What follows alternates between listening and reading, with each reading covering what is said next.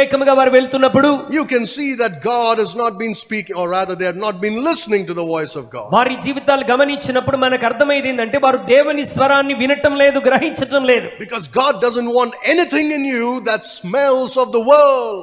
లోకం ఇచ్చేటువంటి వాసన కలిగినది నీ జీవితంలో ఏది ఉండకూడదని దేవుడు కోరుతున్నాడు. Bible says pure religion is this.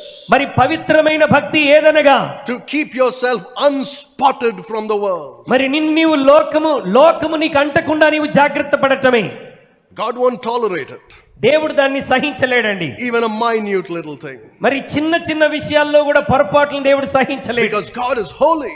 దేవుడు పరిశుద్ధుడైనటువంటి వాడు. And he has paid the ultimate price to deliver you from the world. మనల్ని లోకం నుండి విమోచించడానికి ఆయన అద్భుతమైన వెల సిలువలో చెల్లించారు. And you think he'll say it's all right, you compromise with the world a little bit, I'll look the other way. అంత పెద్ద త్యాగం చేసినప్పటికీ మీరు ఎలా జీవించినా పర్వాలేదని నీకు సహాయం చేస్తాను.